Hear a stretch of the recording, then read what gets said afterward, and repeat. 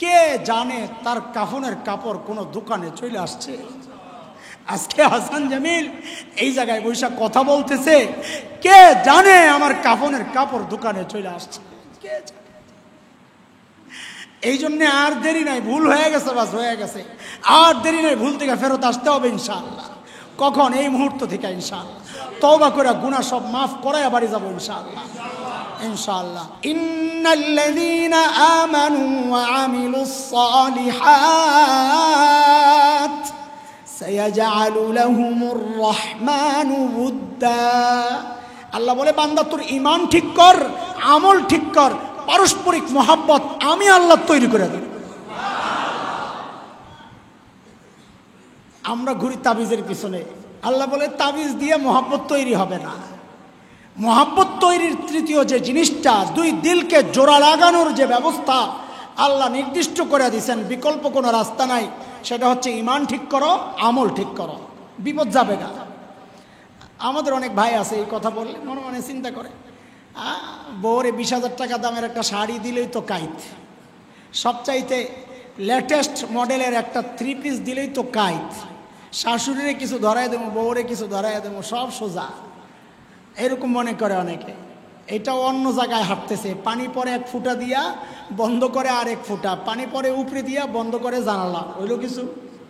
বলেন বলেন। আল্লাহ বলেন, তুই কি করবি রে?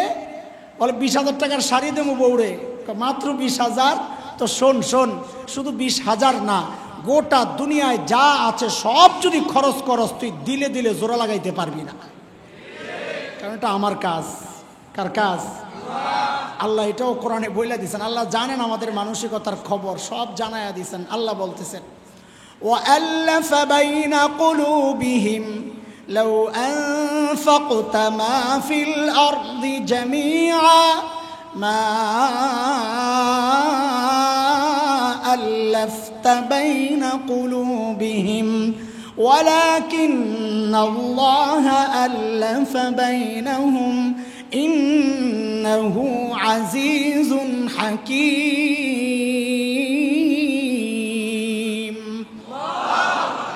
দিলে দিলে জোড়া কে লাগান?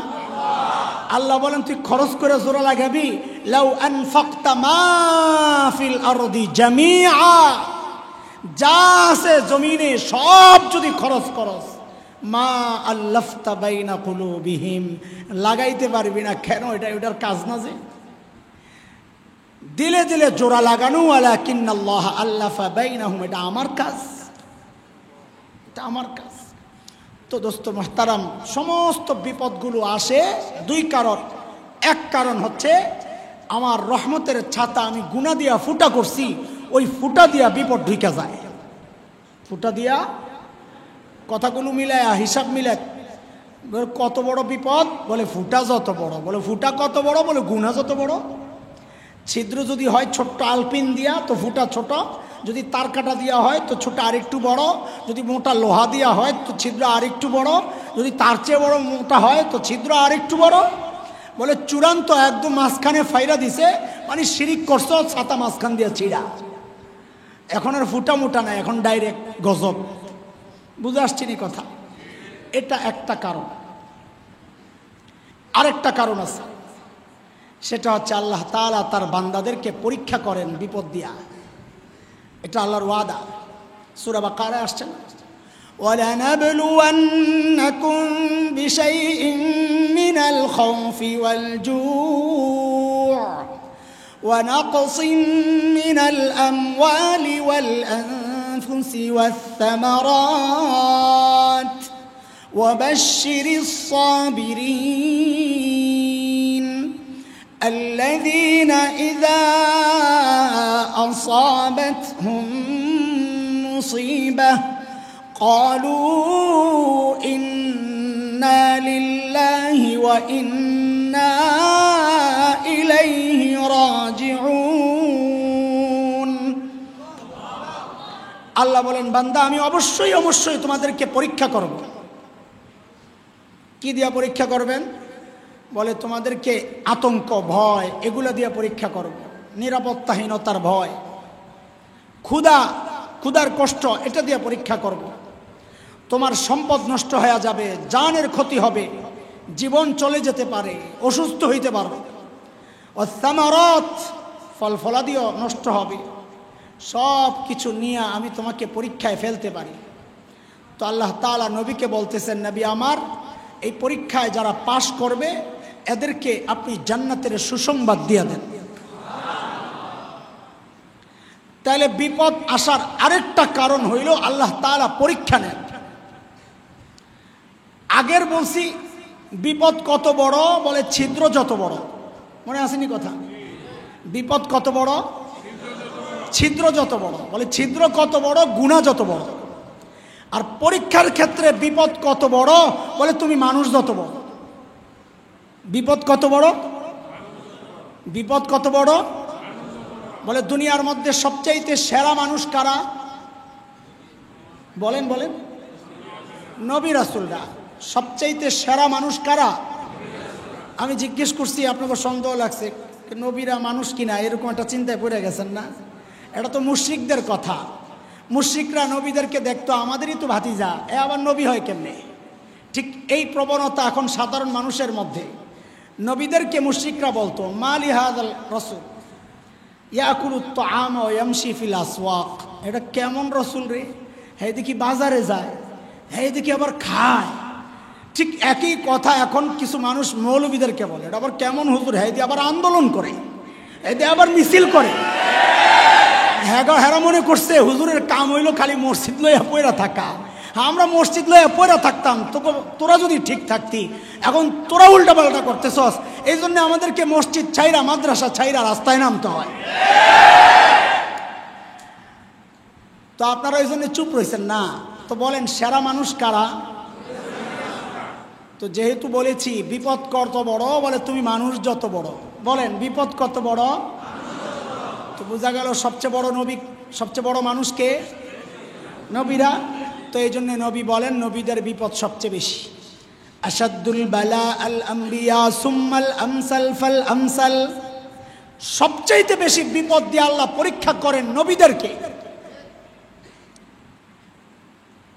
আপনি এখন মনে মনে চিন্তা করবেন, আমার নবীরও কাফেররা কষ্ট দিছে, সাহাবায়ে কেরামকেও দিছে, কিন্তু হযরত খুবাইবের চেয়ে কি নবী বেশি কষ্ট পাইছেন? হযরত খুবাইব ইবনে আদি রাদিয়াল্লাহু আনহু আয় হায় বেঈমান হয়ে গেছে, এই অপরাধে শুলিতে চড়ানো হবে। বেঈমান বুঝছেননি, মানে মুসলমান হয়ে গেছে, এদের ভাষায় বেঈমান। আর শুলিতে চড়াইবে খুবাইব ইবনে আদি রাদিয়াল্লাহু আনহু।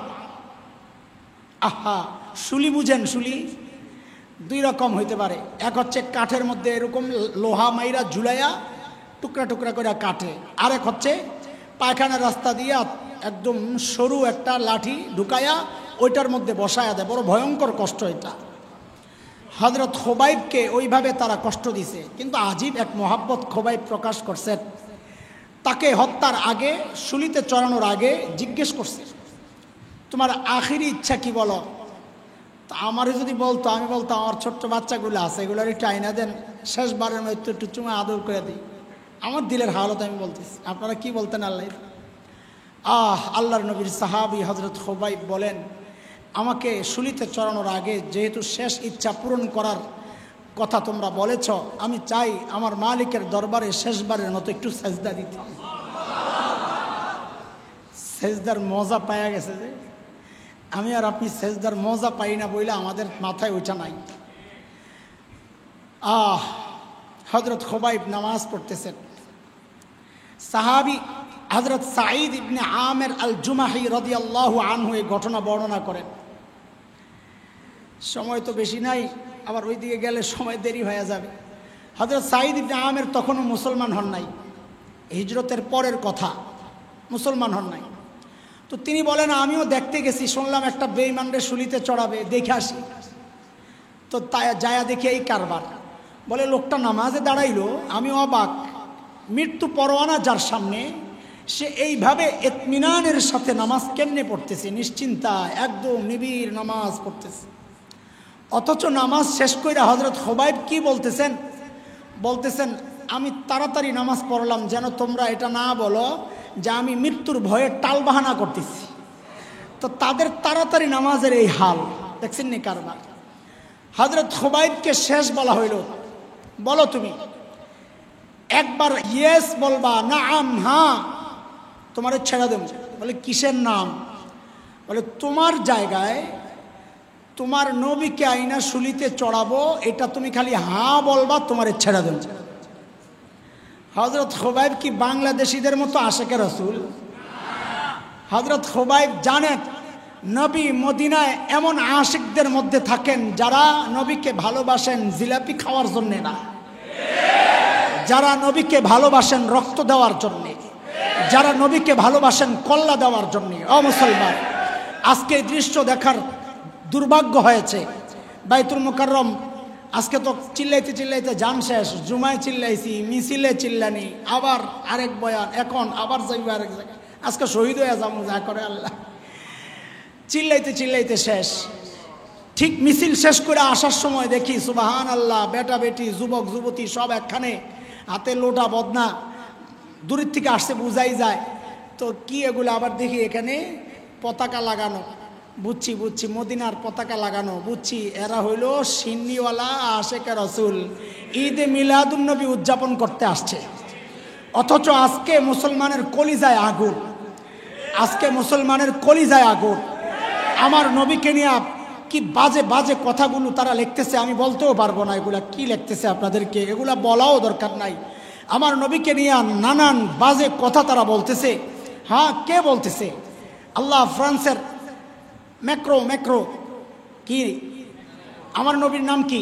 মুহাম্মদ সাল্লাল্লাহু আলাইহি ওয়াসাল্লাম। ও আগের বয়ানে বলে আসছে এই কথাটা। আমার নবীর নাম কি? মুহাম্মদ সাল্লাল্লাহু আলাইহি ওয়াসাল্লাম। মুহাম্মদ মানে যিনি প্রশংসিত। যারা বদনাম করবে কয় কর, কতক্ষণ করবি, কইরা কার বদনাম করলি, কয় যিনি সবচেয়ে বেশি প্রশংসিত। আল্লাহ কি নাম রেখে দিয়েছেন, আল্লাহু আকবার। কাফেররাও আটকায় গেছিল। বুখারীর রিওয়ায়াত, বাজারে যায় যায় বলে এই মুহাম্মদের কাছে যাইস না, আসতে একটা পাগল, নাউজুবিল্লাহ। তো পাবলিক কয় কিরে ভাই, যারে পাগল কইলেন, হ্যাঁ আবার মুহাম্মদ কেমনে হয়, অতি প্রশংসিত কেমনে হয়, আবার অতি প্রশংসিত পাগল হয় কেমনে? তোমার নেতারা বৈশা সিদ্ধান্ত নিছে, নারে নামটা পাল্টাই দেব। তো সিদ্ধান্ত নিয়ে নাম রাখছে নতুন নাম, মুজাম্মাম, যিনি সবচেয়ে বেশি নিন্দিত। তো বাজারে যায় বলতেছে এই মুজাম্মামের কাছে যাইস না, কিন্তু একটা পাগল। পাবলিক মুজাম্মাম কেডা, পড়ছে আরেক বিপদে। আল্লাহ তার নবীর নাম অমনি ফিট করে রাখছেন, আর ম্যাক্রোর নামও আল্লাহ অমনি ফিট করে রাখছেন। নবীর দুশ্মনের নাম কেমনি চামে চামে মিলে গেছে দেখেন। কালকা দেখি আরবিতে লেখার সময় এটার ম্যাক্রো না, এটা মাকরু হয়ে গেছে।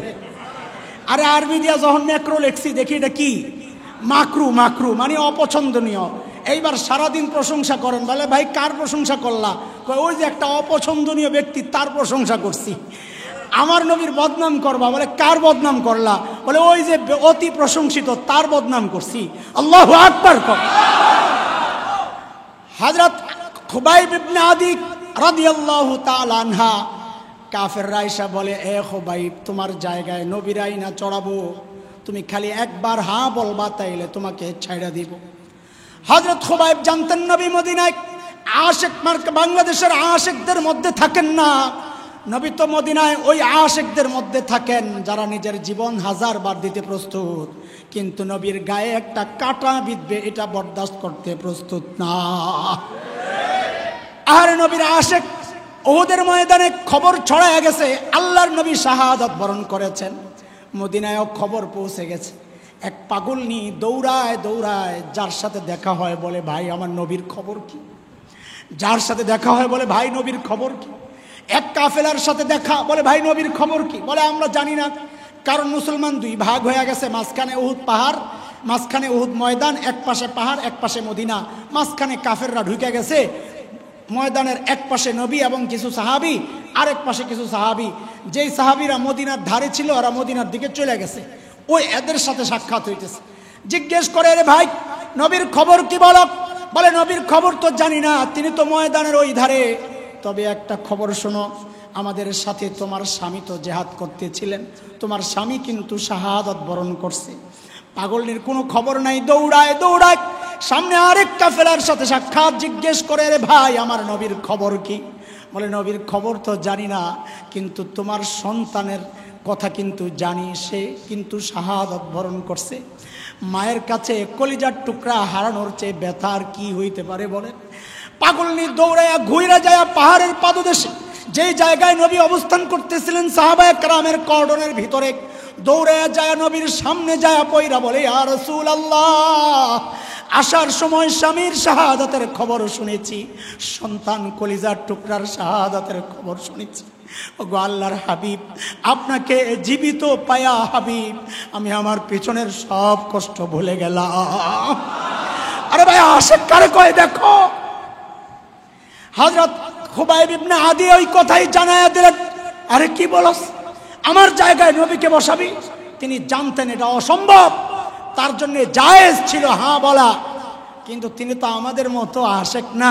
তিনি জানায়া দিলেন, এরে পাগলের দল, কি বলস তোরা, আমার জায়গায় নবীকে বসাবি থাক দূরের কথা, এর পরিবর্তে আমার হাবিবের পায়ে একটা কাঁটা বিঁধবে, আমি খুবাইব ওইটাই বরদাস্ত করতে পারবো না, তার চেয়ে আমাকে 1000 বার শুলিতে চড়া আমার কোনো আপত্তি নাই।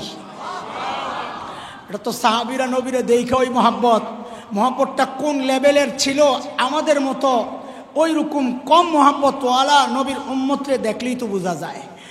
এই 1400 বছর পরেও যদি আমার মতো নাখান্দা, যার মধ্যে সুন্নত নাই, মহব্বত কি আছে ঘোড়ার ডিম, তারপরেও আমার মতো নাখান্দারে যদি বলে তোর নবীরে গালি দেবো অথবা তোরে মারুম, কোনটা করবি? আমি তো বলবো আমার একবার কেন, আমার শরীরের নিচের থেকে তুই টুকরা টুকরা করতে করতে মাথা পর্যন্ত যা, তাও তোর দোহাই লাগে আমার নবীরে তুই একটা গালি দিতে পারবি না। আমার সন্তানরা টুকরা টুকরা কর, তাও আমি রাজি, কিন্তু আমার নবীরে গালি দিতে পারবি না, কারণ এটা আমার ঈমান। আল্লাহ বলেছেন ঈমান যদি ওই রকম না হয় তুই ঈমান না। কুল ইন কানা আবাউকুম ওয়া আবনাউকুম ওয়া ইখওয়ানুকুম ওয়া আজওয়াজুকুম ওয়া আশীরাতুকুম ওয়া আমওয়ালুন ইকতারাফতুমুহা ওয়া তিজারাতুন তাখশাউনা কাসাদাহা ওয়া মাসাকিন তারদাউনাহা আহাব্বা ইলাইকুম মিনাল্লাহি ওয়া রাসূলিহি ওয়া জিহাদিন ফি সাবিলিহি ফাতারাব্বাসু হাত্তা ইয়াতি আল্লাহু বিআমরিহি ওয়াল্লাহু লা ইয়াহদিল কওমাল ফাসিকিন। আল্লাহ বলেন 8 জিনিস, সন্তান, বাবা মা, ভাই বোন, আপনজন, নিকটাত্মীয়, মাল, বাড়িঘর যা আছে, ব্যবসা, সব কিছুর চেয়ে যদি আল্লাহ, আল্লাহ রসুল আর জিহাদ ফি সাবিলিল্লাহ তোমার কাছে বেশি প্রিয় না হয়, ফাতারাব্বাসু হাত্তা ইয়াতি আল্লাহু বিআমরি, আল্লাহর আযাবের অপেক্ষা তুমি করো। আমরা বলি আল্লাহর আযাবরে বড় ভয় পাই, ইন্না বাতশা রাব্বিকা লাশাদীদ, হ্যাঁ আমরা আল্লাহর আযাবের ভয় পাই। আমরা বলি আল্লাহ সব কিছুর চেয়ে আপনাকে ভালোবাসি, আপনার হাবিবকে ভালোবাসি। ওই ভালোবাসার জায়গা থেকেই তো আমাদের এই কথাগুলা। হ্যাঁ তুমি বলো তোমার বাবাকে গালি দিলে তোমার কষ্ট লাগে, তোমার সন্তানকে গালি দিলে কষ্ট লাগে, আমার নবীকে গালি দিলে তার চেয়ে 1000 কোটি গুণ বেশি কষ্ট লাগে। ওই জন্যই তো আমাদের বলা, আমরা কাউকে ক্ষমতায় উঠাইতে চাই না, নামাইতেও চাই না। আমরা নবী প্রেমিক তৌহিদি জনতা, আমাদের একটাই দাবি, নবীকে যারা গালি দিবে অন্য কোনো বিচার আমরা মানি না, একটাই বিচার চাই, তার মৃত্যুদণ্ড দিতে হবে, মৃত্যুদণ্ড দিতে হবে। মোহতারাম হাজরিন, আরেকদিকে যাওয়া যাবে না, আবার জাগাত চলে আসতেছি। বিপদ আসে কয় কারণে, সবচাইতে বেশি বিপদ তো নবীদের আসে। তো বলতেছিলাম হযরত খুবাইব এইভাবে হত্যা করা হইল, শুলিতে চড়াইয়া তার কান কাটা হয়েছে, চোখ উপড়ানো হয়েছে, জিহ্বা টাইনা ছিঁড়া হয়েছে, হাতগুলো কাটা হয়েছে। এইভাবে হযরত খুবাইব সহ্য করতে না পাইরা বলছেন, আল্লাহ আমার দিল থেকে যারা শান্তি উঠায় নিল, আল্লাহ তাদের কলিজায় তুমি আগুন লাগাইয়া দাও। হযরত সাঈদ ইবনে আমির আল জুমাহি বলেন, এই কথা শুই না আমার কলিজা আগুন লেগে গেছে যে আল্লাহ এই এলাকায় থাকা যাবে না, তাইলে আমি মরে যাব। আমি ওই জায়গা থেকে এক দৌড় মারছি মদিনার দিকে, এক দৌড়ে মদিনায় যায় মুসলমান হয়ে গেছে। তারপরে এই ঘটনা বর্ণনা করছে। তো আমার নবীরে তো কাফেররা এইভাবে হত্যা করে নাই, করছেনি, এটা বুঝার জিনিস। এইভাবে হত্যা করে নাই, তাহলে তো নবীর চেয়ে কষ্ট খুবাইবের বেশি। অথচ হাদিস হইল আসাদুল বালা আল আম্বিয়া, সবচেয়ে বেশি কষ্ট পান কে? নবী রাসূলরা সবচেয়ে বেশি বিপদগ্রস্ত হয়েছেন, বিপদের মুখোমুখি হয়েছেন। এটা কি জবাব? হ্যাঁ, এটা বুঝলে আপনাদের অনেক বিষয়, ওলামায়ে কেরামের এই দৌড়ঝাঁপ, হাঁক ডাক, চিল্লাচিল্লি যেভাবেই বলেন, সব হল হয়ে যাবে যদি এই কথা বুঝেন যে নবী অন্যদের চেয়ে কষ্ট কম পায়াও বলতেছে আসাদুল বালা আল আম্বিয়া। বলে রে ভাই শোনো শোনো, আমার সন্তান আমারে গালি দিলে আমার যতটুকু কষ্ট লাগবে আরেকজনে গালি দিলে অতটুকু লাগবে? বলেন। গরুরে পিটা দিলে গরু মাইন করেনি, গালি দিলে মাইন করে, কারণ তার হ্যাস অনুভূতি নাই, তার কি নাই? আকল নাই। সে গায়রে জাবিল অকুল, আকল ওয়ালা না। আল্লাহ আকল তো মানুষকে দিছেন, আকল যেহেতু নাই তার মাইন্ডেও লাগে না। এটা হলো উদাহরণ। যার আকল আছে তারই কষ্ট লাগে, আবার আপনজন হইলে কষ্টটা বেশি লাগে। নবী আলাইহিস সালাতু ওয়াস সালামের শারীরিক কষ্ট কম ছিল, কিন্তু উম্মতের মোহাব্বত দিলের মধ্যে এত বেশি ছিল যে উম্মত যখন মুসলমান হয় না, মারার চেয়ে বেশি কষ্ট পাইছেন দিলে দিলে। আর শরীরের কষ্টের চেয়ে দিলের কষ্ট বেশি। বলবেন পড়ছো না কিতাবে, জারাহাতুস সিনানি লাহাল তিয়াম ওয়ালা ইয়ালতামু মা জারাহাল লিসান। তীর দিয়া কাউরে ক্ষতবিক্ষত করলে ওইটার তো পট্টি লাগানো যায়, মলম লাগানো যায়, কিন্তু দিল ক্ষতিগ্রস্ত হইলে, রক্তাক্ত হইলে ওটার মধ্যে কোনো মলম লাগানো যায় না।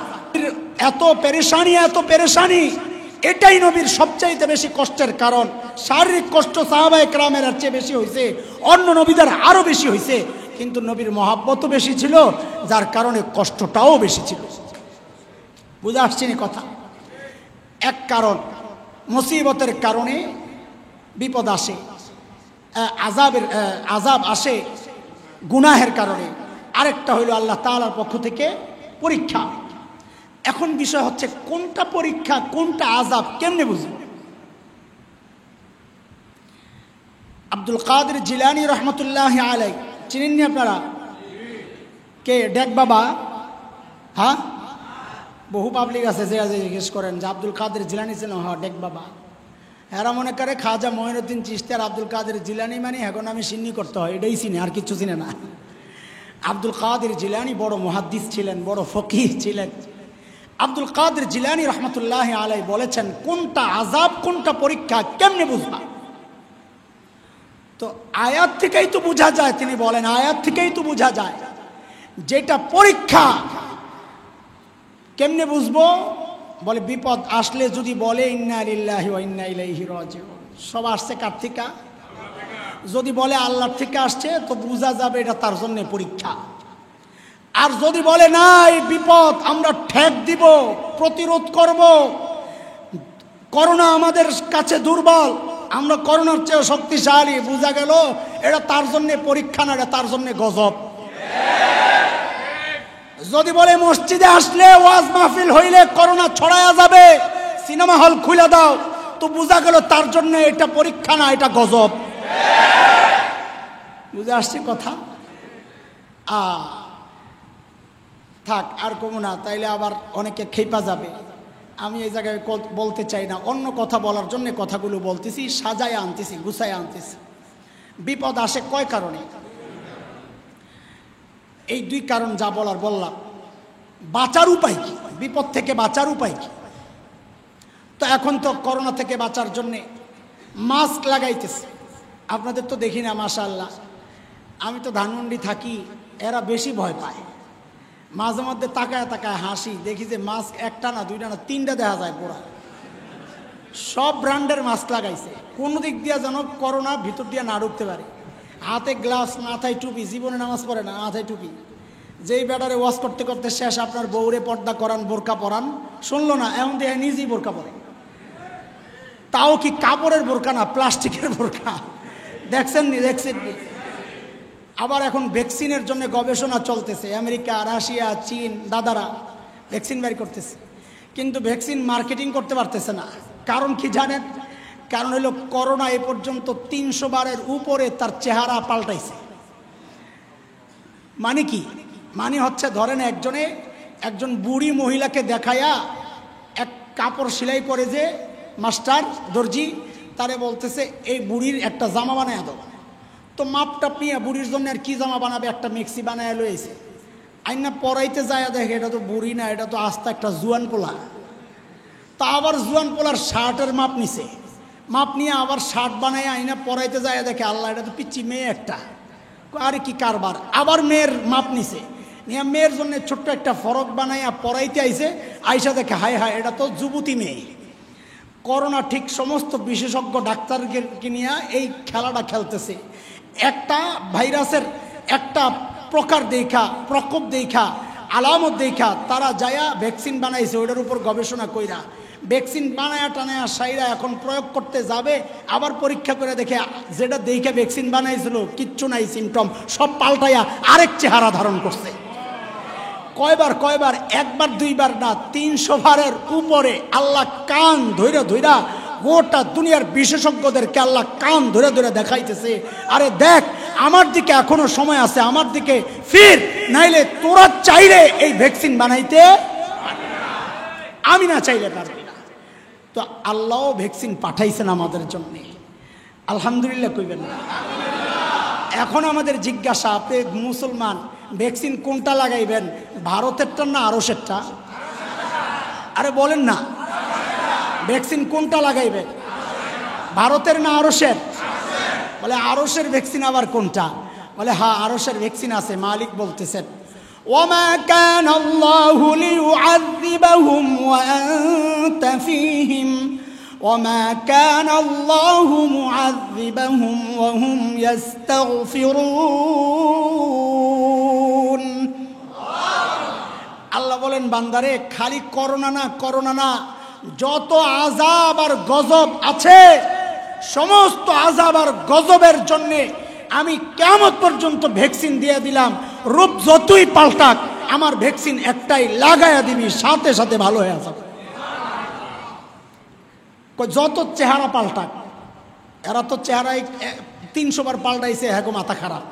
আল্লাহ কই কিয়ামত পর্যন্ত খালি করোনা না, যত আযাব আর গজব আছে সব আযাব আর গজবের জন্য আমার ভ্যাকসিন দুইটা, যত চেহারা পাল্টাক আমি একবারে দিয়ে দিছি, কিয়ামত পর্যন্ত লাগায়া দিবি, যত রকমের আযাব আর গজব আছে সব ফিনিশড হয়ে যাবে ইনশাআল্লাহ। কয়টা? আরশের ভ্যাকসিন কয়টা? আরে বলো ভাই বলো, আরশের ভ্যাকসিন কয়টা? আহা কি সোজা কথা। 1 নম্বর ভ্যাকসিন আল্লাহ বলতেছেন ওয়ামা কানা আল্লাহু লিউআযিবাহুম ওয়া আনতা ফীহিম। প্রিয় হাবিব আমার, আপনার ইজ্জত আপনার মহাব্বত আমার এত বেশি হাবিব, আপনি যতদিন থাকবেন ওয়া আনতা ফীহিম, তাদের মধ্যে আপনি যতদিন থাকবেন হাবিব আমি তাদেরকে আযাব দিব না। আমার নবীর ইজ্জত এটা, আমার নবীর সম্মান এটা। বলে তাইলে তো একটা আমরা মিস করলাম না। আরে নবী আসেনি তা একটা মিস করলাম না? আরে কথা বলেন, দেখা শেষ হয়েছে নি? পিছনের দিকে কি দেখেন আপনারা? নবী আসে না নাই? তাহলে একটা মিস করলাম, তাহলে আমরা ঠকছি না? পরে আইসা কি মনে হয় আল্লাহ আমাকে ঠকাইছে? না, মিস হয় নাই। কেন মিস হয় না এটা একটু বুঝাল। বিদায় হজের সময় আরাফার মাঠে নবী আলাইহিস সালাম সবাইরে ডাক দিছেন, এই আমার সাহাবীরা শোনো, আমি কি আমার জিম্মাদারি তোমাদের কাছে পৌঁছাইছি ঠিক মতো? কি বলো তোমরা? তো সব সাহাবীরা বলছেন ইয়া রাসূলুল্লাহ, আপনি আপনার জিম্মাদারি পুরোপুরি আদায় করছেন। নবী আলাইহিস সালাম আল্লাহকে সাথে সাথে সাক্ষী বানাইছেন, আল্লাহুম্মা শাহাদ, আল্লাহুম্মা শাহাদ, 3 দিকে আঙ্গুল উঠাইয়া আল্লাহুম্মা শাহাদ, আল্লাহ আপনি সাক্ষী থাকেন আমি আমার জিম্মাদারি পুরোপুরি আদায় করছি। হযরত জিবরাইল আমিন আসছেন, এসে বলেন ইয়া রাসূলুল্লাহ, আল্লাহ বলছেন আল্লাহও সাক্ষী আছেন। তো যেহেতু আপনি আপনার জিম্মাদারি পুরোপুরি আদায় করছেন তা তো আর বাকি নাই কিচ্ছু। তা আল্লাহ স্বীকৃতি দিচ্ছেন, আয়াত নাজিল হয়ে গেছে, আয়াতের অংশ আল-ইয়াউমা আকমালতু লাকুম দীনাকুম ওয়া আতমামতু আলাইকুম নি'মাতি ওয়া রাদিতু লাকুমুল ইসলাম দীনা।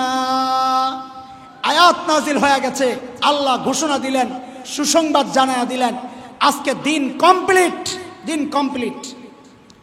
হায়রে এই কথা না শুই না সাহাবায়ে কেরামের মধ্যে আনন্দের ঢেউ, গোটা ময়দানে আনন্দ, খুশি। কেন? এটা মানুষের নেচার। যেই জিনিস অর্জন করতে যত বেশি কষ্ট, অর্জন হওয়ার পর আনন্দও তত বেশি। ঠিক কথা? ইসলাম আজকে দিন কমপ্লিট এমনি তো হয় নাই।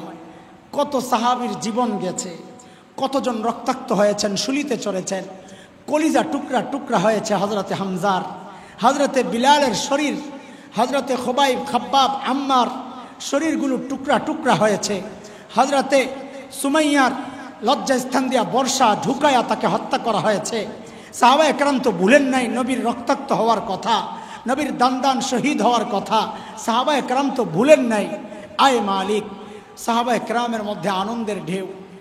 সবাই লক্ষ্য করলেন ময়দানের এক কোনায় কে জানি ঢুকরে ঢুকরে শিশুদের মতো হাউমাউ করে কাঁদতেছে। কিরে ভাই, কে কান্দে? উনি কি আনন্দিত না? দৌড়ায় গেছে, কে কান্দে রে? মাথা উঠায়া দেখে, হায় আল্লাহ, এ তো আর কেউ না, এ তো আবু বকর সিদ্দিক রাদিয়াল্লাহু আনহু। সবার মধ্যে আনন্দ, হাসতেছে, খুশি। একজন কাঁদতেছে, কে? আবু বকর। সাহাবায়ে কেরাম বলেন, আবু বকর, আজকের এই আনন্দের দিনে দিন কমপ্লিট, আপনি কি খুশি না? আবু বকর বলেন, আরে পাগলগুলা, কেন বুঝোস না? দিন কমপ্লিট মানি বুঝছ? আরে দিন কমপ্লিট মানি আল্লাহর হাবিবের চলে যাওয়ার সময় হয়েছে। যেই না আল্লাহ হযরত আবু বকর এই কথা বললেন, পাগলগুলো এতক্ষণ হাসতেছিল, এখন সব ঘোরাঘুরি করে কান্না শুরু করছে। পুরা ময়দানের পরিবেশ পাল্টায় গেছে। সাহাবায়ে কেরাম নবীর মৃত্যুর খবরটা কোনোভাবেই মানতে পারেন না। ওমরের মতো এমন কঠিন শক্ত মানুষটা মৃত্যুর খবর শুই না এসে কি বলছিলেন, কেউ যদি বলে নবী মারা গেছে, লা দরাবতু উনুকা, একদম কল্লা ফালাইয়া দিব। এক সাহাবী পাগল হয়ে দৌড়াইতে দৌড়াইতে এলোমেলো দৌড়ায়, উদ্ভ্রান্তের ন্যায় দৌড়ায়, দৌড়াইতে দৌড়াইতে খেজুর বাগানের ভেতরে ঢুকে গেছে। ঢুকে আর সহ্য করতে না পাইরা বলে, আল্লাহ, যেই চোখ দিয়া প্রিয় হাবিবরে দেখতে পারুন না, আমি ওই চোখ চাই না, তুমি ওটায়া নাও। হাবিবরে দেখতে পারুন না তো দুনিয়ার কিচ্ছু দেখতে চাই না। আল্লাহর সাথে সাথে অন্ধ করে দিয়েছেন। সাহাবায়ে কেরাম তো ওই রকম পাগল ছিল। হযরত আবু বকরের ওই কথায় এখন ময়দানের চিত্র পাল্টাইয়া সব কান্না শুরু করছে। আল্লাহর হাবিব দেখলেন অবস্থা বেগতিক, ডাক দিলেন, এই শোন শোন শোন, আরে পাগলগুলা শোন, তারাকতু ফীকুম আমরাইন লান তাদিল্লু মা তামাসসাকতুম বিহিমা কিতাব আল্লাহি ওয়া সুন্নাত রাসূলিহি। আরে শোন শোন শোন, আমি আমানত রাইখা যাচ্ছি, আমার কিতাব, আল্লাহর কিতাব আর আমার সুন্নাহ রাইখা যাচ্ছি। যারাই এগুলাকে আঁকড়ায়া ধরবে এরা কখনো পথভ্রষ্ট হবে না। এই কথা বলার পর সাহাবায়ে কেরাম স্থির হইলেন। কিন্তু বিষয় হচ্ছে এই বক্তব্যটার মধ্যে এমন কি টনিক ছিল যেটা খায়া সাহাবায়ে কেরাম শান্ত হয়ে গেলেন। ওইটা বোঝার জন্য আরেকটা উদাহরণ বোঝা লাগবে। গাড়ির মধ্যে 2 সিট, 2 জন বসছেন। সুপারভাইজার ঘোষণা দিলেন 10 মিনিট বিরতি, কারো কিছু জরুরত থাকলে শেষ করে আসেন। তো একজন যাওয়ার সময় তার ব্যাগটা সিটের মধ্যে রাইখা পাশের সিটওয়ালাকে বইলা গেছে, ভাই ব্যাগটা রাইখা গেলাম, আমি আসতেছি। নিচে গেছে, এর মধ্যে আরেক যাত্রী উঠছে, ওইটাই ওই ব্যাগ সরাইয়া বসতে যায়। তো পাশের লোক বলে, আরে ভাই তোমার কি মাথা খারাপ? এই জায়গায় একটা ব্যাগ রাখা আছে, মানে এই জায়গায় একজন মানুষ আছে, তিনি যান নাই, তিনি আসবেন, ব্যাগটা রাইখা গেছেন, বুঝো না? তো যেন তিনি যান নাই, তিনি আছেন। ঠিক আল্লাহর নবী যেন ওই কথাটাই বললেন, এরে আমার সাহাবীরা, আমি গেলাম কোথায়? আমার নবুয়তের চেহারে আমি কোরআন আর সুন্নাহকে রেখে গেছি, মানে আমি এখনো যেন আসি, আমি যাই নাই। এটাকে আঁকড়াইয়া থাকলে যেন তোরা আমার সাথেই আসস। এটা শুই না সাহাবায়ে কেরাম শান্ত হইছেন। ওরে দোস্ত, ওই যে বলতেছিলাম, আল্লাহ ওয়াদা দিয়েছেন সুসংবাদ, নবী যতদিন আছেন আমি আযাব দিব না। তো নবী চলে গেছেন, হ্যাঁ নবী তো চলে গেছেন, তা আমরা কি মাহরুম হইলাম, বঞ্চিত হইলাম? তো আমাদের মুহাক্কিক আলেমরা বলেন যে না না, আমরা বঞ্চিত হই নাই। যেই আল্লাহর বান্দা নবীর সুন্নত দিয়া নিজের জীবনকে সাজাবে, সে যেন নবীর সাথেই আছে, সে যেন নবীর সাথেই আছে। সুন্নত দ্বারা জীবন সাজাও, তো কসম কসম ইনশাআল্লাহ আল্লাহ তাআলা তাকে আযাব আর গজব যদি আসে, বুঝতে হবে এটা আযাব না, এটা পরীক্ষা। যদি আসে এটা কি? পরীক্ষা। ইমানদার যদি বিপদে পড়ে, বুঝতে হবে এটা আযাব না, এটা কি? পরীক্ষা। গুনাহগার যদি বিপদে পড়ে, বুঝতে হবে এটা পরীক্ষা না, এটা কি আযাব। বুঝে আসছে কথা? উত্তরণের রাস্তা ভ্যাকসিন কয়টা বললাম? একটা। এই বিপদ থেকে বাঁচার জন্য ভ্যাকসিন দিয়েছেন আল্লাহ তাআলা। একটা বললাম সুন্নতের জিন্দেগি বানাও, তো আল্লাহ আযাব থেকে বাঁচায়া দিবেন ইনশাআল্লাহ। 2 নম্বর ভ্যাকসিন, ওয়ামা কানা আল্লাহু মুআযিবাহুম ওয়া হুম ইস্তাগফিরুন। বলে ইস্তিগফার পড়ো, আল্লাহ বলেন ইস্তিগফার পড়ো, আমি আযাব দিব না। আমি আযাব, ওই যে পিছনে চলেন। আবার বলছিলাম আল্লাহর রহমতের ছাতা দিয়ে আমাদেরকে ঢাইকা রাখছেন না? আমাদের গুনার কারণে ছাতাগুলা ফুটা হয়ে গেছে না? ওই ফুটা দিয়া বিপদ খালি ঢুকে না, মনে আছে তো? বলে ওই ফুটা আটকাইতে চাই। বিপদ থেকে বাঁচতে হইলে কি করতে হবে? ফুটা আটকাইতে হবে। বলে ফুটা আটকাবো কেমনে? বলে ফুটার মধ্যে ইস্তিগফার লাগায়া দাও। ফুটার মধ্যে কি লাগায়া দাও? ইস্তিগফার লাগায়া দাও। সব বিপদ থেকে এই ফুটা দিয়া যত বিপদ আসে ওই ইস্তিগফার আটকায়া দিলে তোমাকে আর কোনো বিপদ গ্রাস করবে না ইনশাআল্লাহ। ইস্তিগফার রে ভাই বড় আজীব এক আমল, বড় আজীব আমল। ছোটবেলায় দেখছেন নি আপনারা, মুরব্বীরা কইতে পারবো, গুলিস্তান আমরা দেখতাম বাটপাড়ের জায়গা, বেশিরভাগ বাটপাড়ের জায়গা। তো ওই জায়গায় ওষুধ ব্যস্ত হালুয়া গোল এরকম বানায় গাড়ি ঘোড়া কইমা গেলে। এখন তো গাড়ি ঘোড়া বাড়ছে, গাড়ি ঘোড়া বাইরে গেছে। তখন তার এত গাড়ি ঘোড়া ছিল না, একটু রাত্রে হইলেই নীরব হয়ে যাইত। তো লোকজনরা এরকম গোল করে কিছু বাটপাররা হালুয়া ব্যস্ত। হালুয়া কোন রোগের হালুয়া? মাথা ব্যথা, জ্বর, সর্দি, কাশি, আমাশা, গিরায় গিরায় ব্যথা, আরও যা আছে সব রোগের এক ওষুধ হালুয়া। এক হালুয়া দিয়ে সব কাম। আবার চকবাজার দেখতাম আমরা সালসা ব্যস্ত, এক সালসা দিয়ে সব কাম শেষ। দেখছেন নি আপনারা? শুনতে খারাপ শোনা যায়, বলতেও ইতস্ত লাগতেছে, কিন্তু ব্যাপারটা এমনই কিছুটা। এদেরটা বাটপারি, আমাদেরটা বাটপারি না। ঠিক ইস্তিগফার এমন একটা আমল, এক ওষুধ বহু রোগের চিকিৎসা। হযরত হাসান বসরি রহমতুল্লাহ আলাইহির কাছে এক লোক আসছে, আয়সা বলে হুজুর আমাদের এলাকায় বৃষ্টি হয় না, ফসল শেষ হয়ে গেল। তা হাসান বসরি বলেন যাও যাও যাইয়া ইস্তিগফার করো। আরেক লোক আসছে অন্য সময়, আয়সা বলে হুজুর একটু দোয়া করেন। বলে কেন? আপনারা যেরকম দোয়া চান, হুজুর ব্যবসা বাণিজ্য নাই, বিপদে আছি, ঋণে পড়ে গেছি, অভাব যায় না। হাসান বসরি কয় যাও যাও যাইয়া ইস্তিগফার করো। আরেক লোক আসছে, হুজুর পোলাপাইন তো কথা শোনে না, বড় বিপদে আছে। কয় যাও যাও যাইয়া ইস্তিগফার করো। আরেক লোক আসছে, হুজুর বাড়ি করতে চেষ্টা করতেছি, পারতাছি না, একটু দোয়া করেন। কয় আমার দোয়া লাগবে না, তুই যাইয়া ইস্তিগফার কর, বাড়ির ব্যবস্থা হয়ে যাবে। খাদেম কয় হুজুর বুঝলাম না কারবারটা, যে আসে তারে খালি ইস্তিগফার ধরাইয়া দেন। আমি হয়ে থাকলে বলতাম কি ও হুজুর এটা কি দেন খালি, এটা কি গুলিস্তানের হালুয়া নাকি? সব রোগের এক চিকিৎসা। হযরত হাসান বসরি বলেন আরে ভাই এটা তো আমার দেওয়া চিকিৎসা না, এই ব্যবস্থাপত্র তো নবী নূহ আলাইহিস সালাতু ওয়াস সালামের। নবী নূহ আলাইহিস সালাতু ওয়াস সালামের কাছে এইরকম সমস্যা নিয়ে যারাই আসছে, নবী নূহ তাদেরকে ইস্তিগফারের আমল দিয়ে দিয়েছেন। আর এটা যে একটা কার্যকরী আমল, আল্লাহর কাছে পছন্দ হয়েছে। আল্লাহ তাআলা এটাকে এই জন্যে কোরআন আল কারীমের সূরা নূহের টুকরা বানায়া, কোরআনের আয়াত বানায়া, কোরআনের অংশ বানায়া নাজিল করে দিয়েছে। فَقُلْتُ اسْتَغْفِرُوا رَبَّكُمْ إِنَّهُ كَانَ غَفَّارًا يُرْسِلِ السَّمَاءَ عَلَيْكُمْ مِدْرَارًا وَيُمْدِدْكُمْ بِأَمْوَالٍ وَبَنِينَ وَيَجْعَلْ لَكُمْ جَنَّاتٍ وَيَجْعَلْ لَكُمْ أَنْهَارًا। একটার মধ্যে 5টা সমাধান এই জায়গায় আরো আছে। হাদিসে আসছে যে নিয়মিত ইস্তিগফার পড়বে সব বিপদের জন্য ইস্তিগফার যথেষ্ট হয়ে যাবে। এই আয়াতে কয়টা আছে? 5টা। কয়টা বলেন? 1 নম্বর ইন্নাহু কানা গফফারা। ইস্তিগফারের 1 নম্বর লাভ হচ্ছে ইস্তিগফার দ্বারা গুনাহ মাফ হয়, কারণ আল্লাহ গফফার। এই গফফার নিয়ে কিছু কথা বলবো, আপনি মনে করাইয়া দিয়েন, লাস্টে যদি ভুলে যাই ইনশাআল্লাহ বলবো ইনশাআল্লাহ, তাহলে এটা রাইখা দিলাম। 2 নম্বর ইউরসিলিস সামাআ আলাইকুম মিদরারা। আল্লাহ বলতেছেন ইস্তিগফার পড়ো, কত বৃষ্টি দরকার, আমি মুষলধারে বৃষ্টি নাজিল করব। বলে টাকা পয়সার বড় বিপদে আছি, আল্লাহ কয় ইস্তেগফার পড়, ওয়ুমদিদকুম বিআমওয়াল, মালে বরকত আমি দিব, তুই ইস্তেগফার কর। কারণ ওই যে ইস্তেগফার দিয়া ফুটা বন্ধ করি তো আল্লাহ রিজিক দিয়ে দেন। রিজিক কমে যাওয়া এটাও তো একটা আযাব। তো এই রাস্তা বন্ধ করলে আযাব বন্ধ, মানে রিজিকের বরকত হয়ে যাবে, হিসাব তো সোজা। হ্যাঁ, বলে বাড়িঘর তো নাই, বিপদে আছে, সন্তান অবানি, সন্তানের ঝামেলাও ইস্তেগফার দিয়া কাটানো যাবে।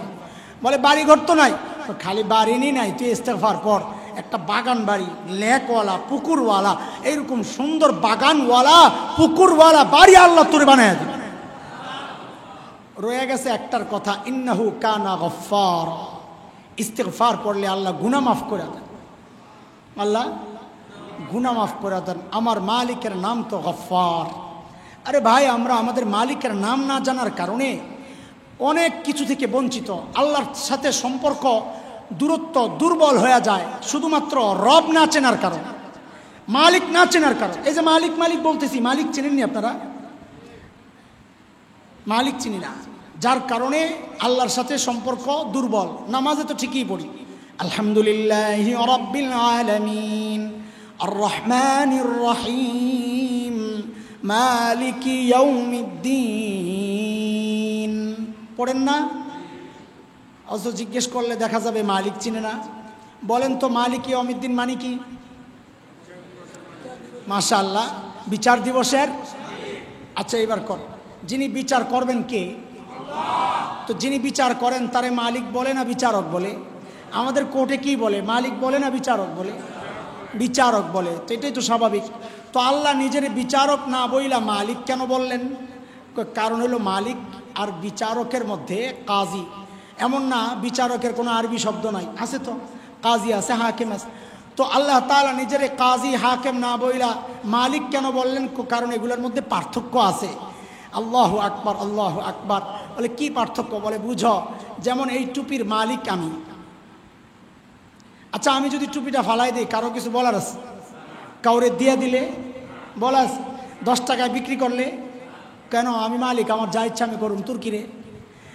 কোর্টে যিনি বিচার করেন, আমাদের আদালতে যারা বিচার করেন, তারা সংবিধান অনুযায়ী বিচার করেন না মন মতো বিচার করেন? সংবিধানের ধারা অনুযায়ী বিচার করতে হয়। মন মতো বিচার করলে চাকরি থাকবে না, কথা ঠিক কিনা?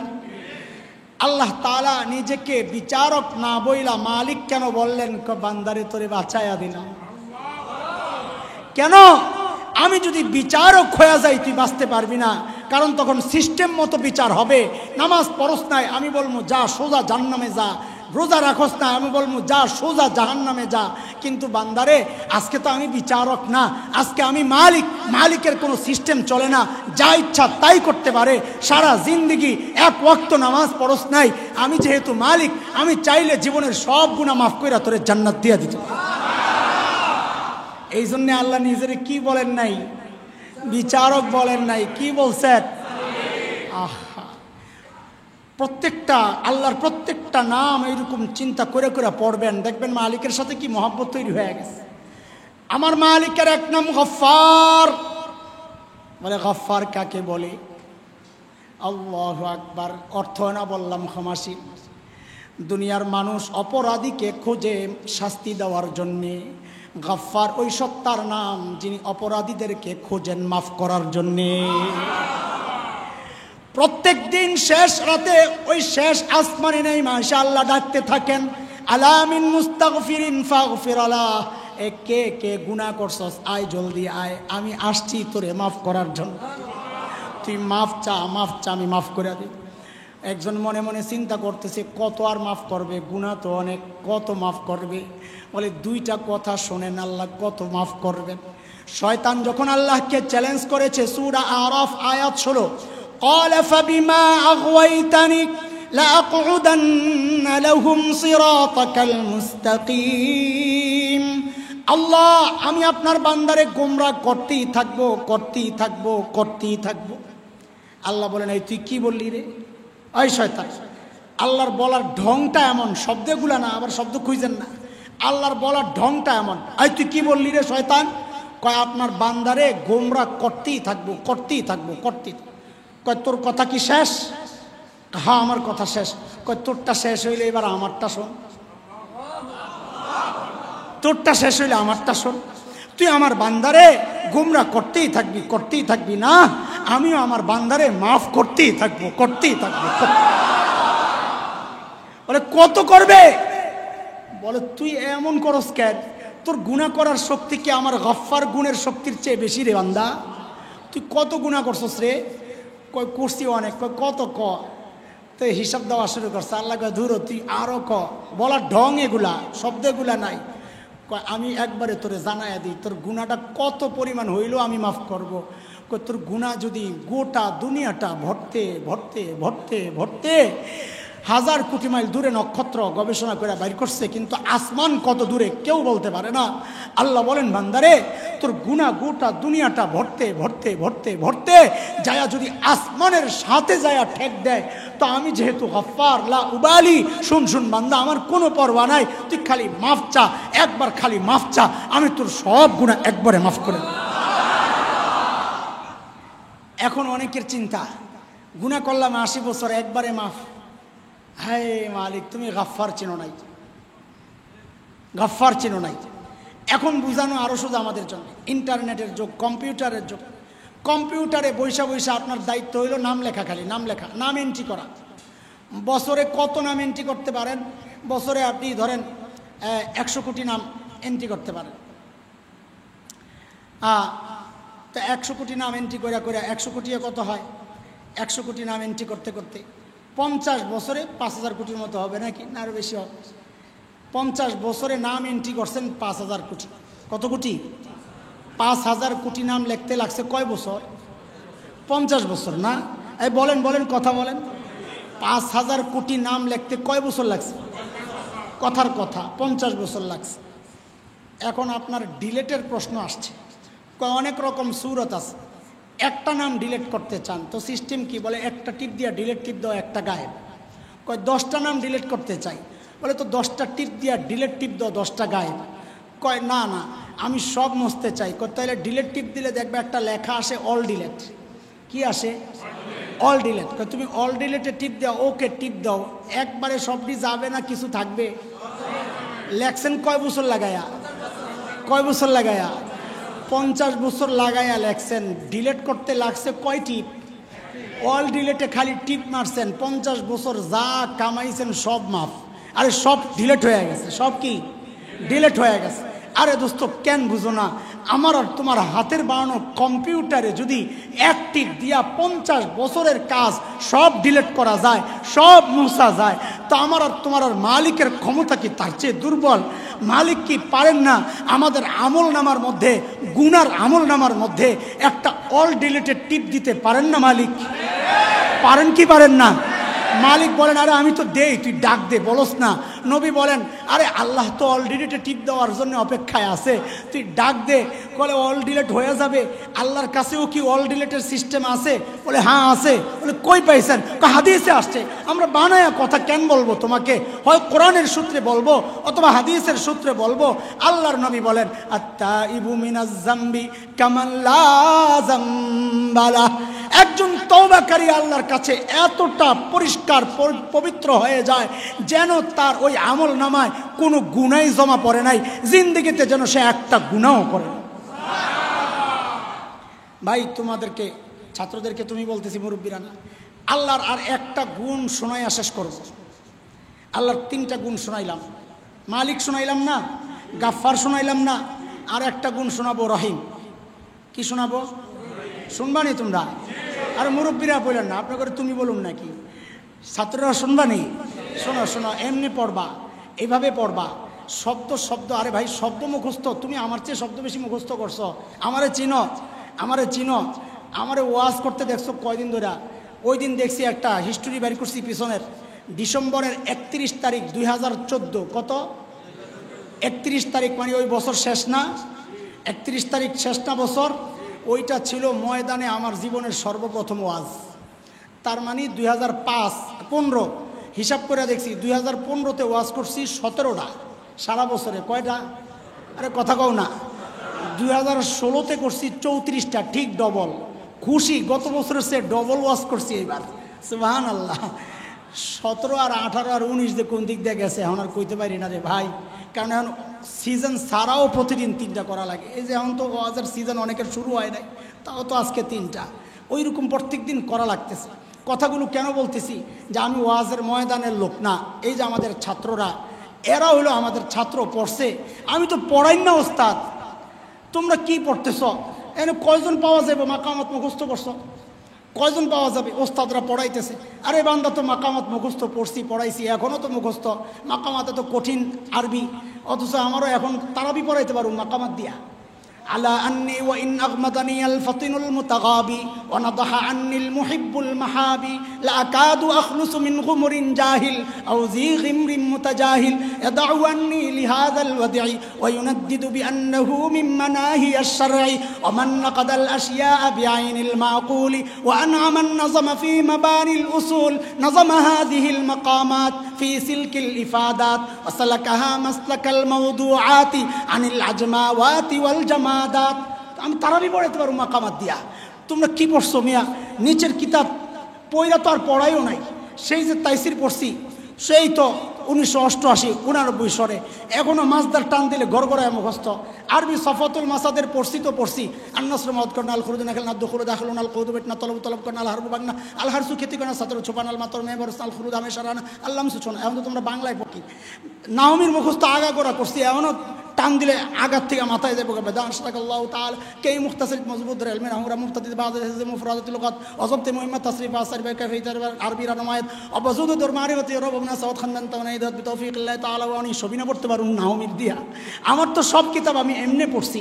হ্যাঁ, আমি তো ওয়াজ এই ময়দানের লোক না, আমি তো কিতাবের লোকের ভাই। কথাগুলো বলতেছি যে শব্দ এইভাবে তাহকিক কইরা কইরা ভিতরে যদ্দূর ঢুকা যায় অদ্দূর ঢুকবা, তাইলে এলেম কাজে আসবে, কাজে আসবে, নাহলে কোনো ময়দানে কাজে আসবে না। ওয়াজের ময়দানে যায় কিস্সা কইয়া সময় কাটাইতে, একটা কিস্সাও কইছি নি হাদিসের সব কিস্সা কওয়া ছাড়া। হ্যাঁ, বসে বসে গান বলতে হবে, হিন্দি গান শোনাইতে হবে, পাবলিকরে আজান শোনাইতে হবে, মক্কা মদিনার আজান। বেটা তোরে মক্কা মদিনার আজান শোনার জন্য তোরে আনা লাগে একটা ভালো মুয়াজ্জিন আনলেই তো। শেষ কথা, আমার মালিকের আরেকটা গুণ হচ্ছে আমার মালিক রহিম। কি? এইটা বইলেই শেষ করবো ইনশাআল্লাহ। বলে রহিম চিনুনি তোমরা? রহিম ওই সত্তাকে বলে যিনি যতটুকু প্রাপ্য একজন মানুষ যতটুকু পাওয়া দরকার তার চেয়ে বাড়াইয়া দেন। যিনি রহিম মানে যিনি বোনাস দেন, সোজা কথা, যিনি কি দেন? বোনাস দেন। বলে বোনাসের কি একটা উদাহরণ দেন তো? এই উদাহরণটা দেওয়ার জন্য এই কথাটা বলতেছি। একটা আয়াত শোনো, বোনাসের উদাহরণ। আল্লাহ বলতেছে,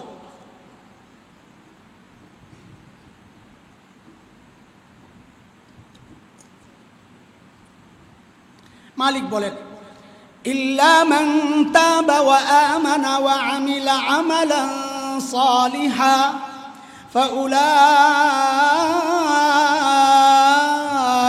ইউবাদদিলুল্লাহু সাইয়্যাতিহিম হাসানাত। গফুর আর রহিমা, এখানে আল্লাহর কয়টা গুণ বর্ণনা হয়েছে? কয়টা? কথা বলে না? দুইটা, একটা গফুর আর একটা গফুর আর একটা। তো গফুর তো এতক্ষণ চিনলাম, গফার গফুর একই কথা। গফুর তো এতক্ষণ চিনলাম যে যিনি সব সাফ করে দেন, যার কাছে চাইলে তিনি সব সাফ করে দেন। আল্লাহ এই জায়গায় আরেকটা গুণ বললো যে আল্লাহ রহিম। হ্যাঁ, এটাই তো রহিম হইল যিনি বোনাস দেন। তুমি তওবা করছো? হ্যাঁ। নেক আমল শুরু করছো? হ্যাঁ। তো আল্লাহ কয় আমি তো গফুর, সব মাফ করে দিলাম। আমি কিন্তু আল্লাহ গুমর জানি। বলে কি জানোস? আপনি তো রহিম, বোনাস তো রয়ে গেছে, আমারে বোনাস দেন। তোরে বোনাস দেওয়া লাগবো? হ্যাঁ। তো আল্লাহ কি বোনাস দিবি? তো শোন, আমি বোনাস দেই। ফাউলাইকা ইউবাদদিলুল্লাহু সাইয়্যাতিহিম হাসানাত। গফুর দিয়া মাফ করছি। রহিমের বোনাস হইল যেই কটা গুনাহ করছিলি ওই কটা নেকি তোর আমল নামায় ঢুকাইয়া দিলাম। এই জন্যে বুঝানোর জন্য বলি, রহিমের অর্থ বুঝানোর জন্য বলি, অপরাধী যত বড় অফার তত বড়। বলো আমার সাথে, অপরাধী যত বড়, বলো বলো, অপরাধী যত বড়। মানিটা কি একটু বুঝাই দিই। শেষ কথা, ধরো আমার পাশে মুরব্বী বসে আছে, গত 1 মাসে কথার কথা 100 গুনাহ করছে। কথার কথা, এটা বাস্তব মনে করো না। 100 গুনাহ করছে, হঠাৎ দিল চেঞ্জ হয়ে গেছে, কান্নাকাটি শুরু করছে, আল্লাহ মাফ করে দাও। তো নেক আমল শুরু করছে, মাফ হয়েছিনি? কথা বলে না? আমল নামায় নেক 100 গুনাহ আসেনি? কয় আছে। আরে তওবার কারণে 100 গুনাহ মাফ হয়েছে না? এতটুকুই শেষ। আয়াত দ্বারা কি বুঝলা? 100 গুনাহ মাফ হয়ে আর কিছু হয়েছে নি? কাম কি হয়েছে? নেকি ঢুকছে কয়টা? 100। ধরো আমাদের এই নারায়ণগঞ্জের সবচেয়ে বড় অপরাধী সারা জিন্দিগিতে গুনাহ করছে 1000 কোটি। কত? সংখ্যাটা কত? তোমার লাগলে তুমি আরো বাড়ায় এলো, আমি 1000 কোটি কইলাম বোঝানোর জন্য। 1000 কোটি। হঠাৎ দিল পাল্টায় গেছে, তওবা করছে আল্লাহর কাছে, নেক আমল শুরু করছে, সিল্লায় চলে গেছে, অথবা মাদ্রাসায় ভর্তি হয়ে গেছে, অথবা কোন আল্লাহওয়ালার খানকায় চলে গেছে, নিজের জীবন অক্ষ ভালো আমল শুরু করছে। এটা শর্ত, এটা শর্ত। ওয়ালাম ইউসিররু আলা মা ফাআলু, অন্য আয়াতে আসছে। গুনাহ বারবার করে না, ছেড়ে দিচ্ছে, নেক আমল শুরু করছে। তো এবার আয়াত দ্বারা তোমরা কি বুঝছো বলো? তার 1000 কোটি গুনাহ মাফ হয়েছে নি না রয়ে গেছে? তো গুনাহ মাফ হয়েছে তো গফফার দিয়া, রহিম না রয়ে গেল বোনাস। নেকি ঢুকছে কত? ওনার ঢুকছে কত? 100। এর ঢুকছে কত? হায় হায়, ওনার যে কম, ওনার গুনাহও কম। অপরাধী ছোট, অফারও ছোট। অপরাধী বড়, অফারও বড়। আল্লাহু আকবার। রহিম মানে কি? কয় রহিম মানে হইল বোনাসের অফার। কিসের বোনাস? অপরাধী যত বড়, অফার তত বড়। বলে এটা কিসের তর্জমা করলেন? আয়াতের তর্জমা, ইল্লা মান তাবা ওয়া আমানা ওয়া আমিলা আমালান সালিহা ফাউলাইকা ইউবাদদিলুল্লাহু সাইয়্যাতিহিম হাসানাত ওয়া কানাল্লাহু গফুরার রহিমা। ইস্তিগফার পড়ে আযাবকে ঠেক দিব, জাহান্নামের আযাবকেও ঠেক দিব, দুনিয়ার আযাবকেও ঠেক দিব, জাহান্নামের আযাবকেও ঠেক দিব। ইনশাআল্লাহ দিব, ইনশাআল্লাহ। কালকা থেকে ইনশাআল্লাহ। কবে থেকে? আরে ভাই কালকা তুমি বাঁচবানি। এক সাহাবীরে জিজ্ঞেস করছেন, নবী তোর হায়াত কি বল?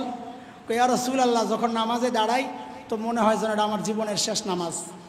আরেক সাহাবীরে জিজ্ঞেস করছেন, তোর হাল কি বল?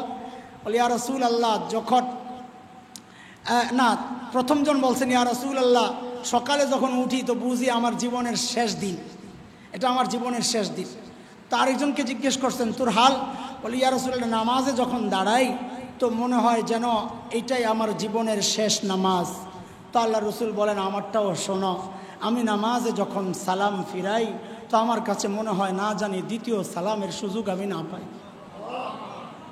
নবীর হাল শোনাইতেছি। এই জন্য ইমাম গাজ্জালী বলেন কি জানো? হায়, এই যে মজলিসে এত মানুষ, কে জানে তার কাফনের কাপড় কোনো দোকানে চলে আসছে। আজকে হাসান জামিল এই জায়গায় বৈশা কথা বলতেছে, কে জানে আমার কাফনের কাপড় দোকানে চলে আসছে। কে জানে? এই জন্য আর দেরি নাই, ভুল হয়ে গেছে, বাস হয়ে গেছে। আর দেরি নাই, ভুল থেকে ফেরত আসতে হবে ইনশাআল্লাহ। কখন? এই মুহূর্ত থেকে ইনশাআল্লাহ। তওবা করে গুনাহ সব মাফ করায় বাড়ি যাবো ইনশাআল্লাহ, ইনশাআল্লাহ।